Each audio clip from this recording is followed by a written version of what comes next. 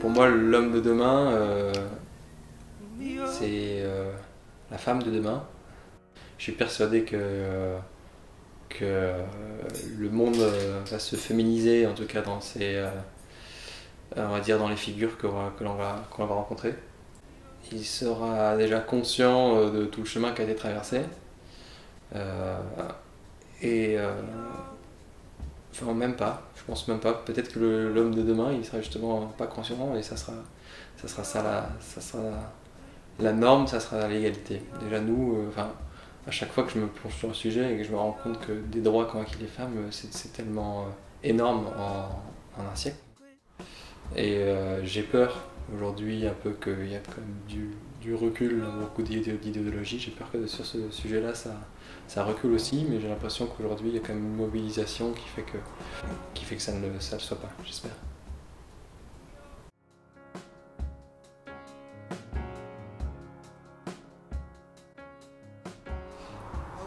Être un homme, ça veut dire... qu'est-ce que ça veut dire? Être un homme en opposition à être une femme, pour moi c'est être celui auquel le professionnel ou l'expert va parler en premier, malheureusement. C'est celui avec lequel on va discuter argent et des choses comme ça qu'on observe au quotidien. Quand je le vois là sur notre chantier par exemple. Je reste interlocuteur privilégié, mais même dès qu'on va dans un magasin de peinture ou de bricolage ou quoi que ce soit, il y a toujours un réflexe chez les gens de parler à l'homme. Peut-être parce que c'est ces sujets-là, hein. Si on va dans un magasin de chaussures, on va souvent parler à elle d'habitude. Je me suis jamais senti à l'aise dans des lieux avec des milieux exclusivement masculins,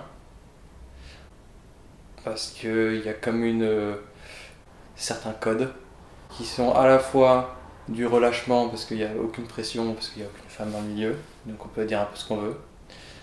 Souvent c'est pas fin, et secondo, il y a quand même dans ces milieux très masculins, je trouve presque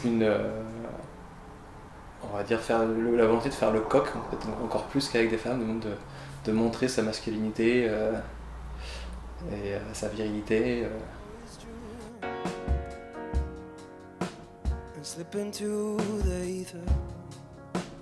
Je pense que dans la famille, on était tous les 3 enfants là, on va dire des personnes assez sensibles, plutôt portées sur les arts et la culture.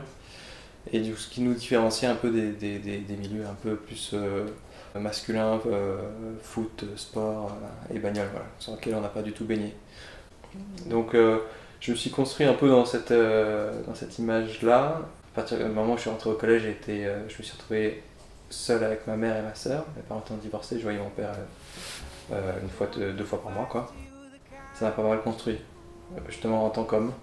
Ma sœur était vraiment ma confidente numéro 1 et toutes les angoisses que j'ai eues quand j'étais adolescent, notamment comprendre les filles, elle était toujours là pour me l'expliquer, et je pense que du coup ça m'a rapproché très jeune de la façon de voir et de vivre des filles à cet âge-là.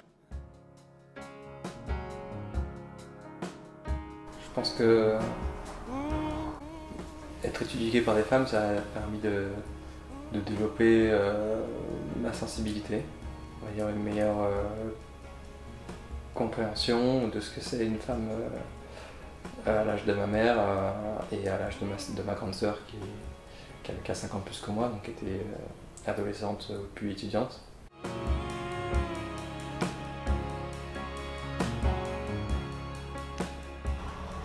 Le regard sur le corps masculin, il est incomparable comparé à celui qu'il y a sur le corps féminin et la pression qu'il y a sur ce corps.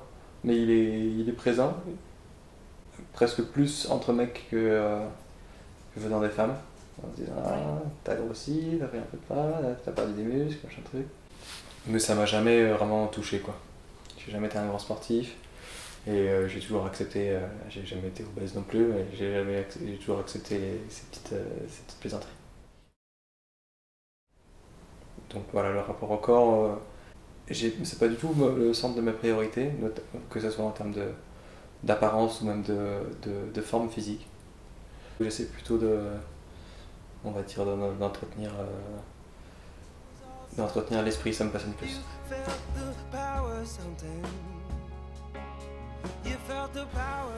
Mon rapport aux émotions, il est, je pense, assez conflictuel dans le sens où déjà il faut premièrement les accepter soi-même.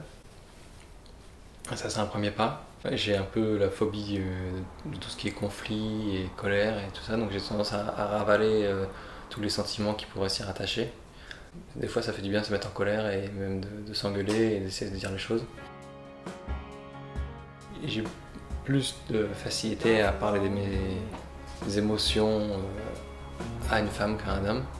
Il y a des choses entre mecs qu'on ne parle pas beaucoup, quoi. On ne parle pas beaucoup du couple, ou alors pour dire des banalités. C'est difficile de dire des mots. Entre hommes, j'ai l'impression qu'on essaie toujours à la fois de garder un peu la face, de ne pas trop montrer de vulnérabilité, et en même temps essayer de toujours rester dans un ton léger, dans la déconne un peu. Ouais, c'est tout à fait ça. Il y a beaucoup de pudeur entre les hommes. Et je sais pas, parce que moi-même je suis très pudique et j'aimerais l'être moins et pouvoir en parler plus sincèrement, mais c'est quand un ami me parle de choses intimes, ou quand moi je suis amené à parler de choses intimes à un ami mec, je ressens toujours un petit malaise quand même. J'aimerais que ça soit plus facile, ouais, parce que je pense que c'est important.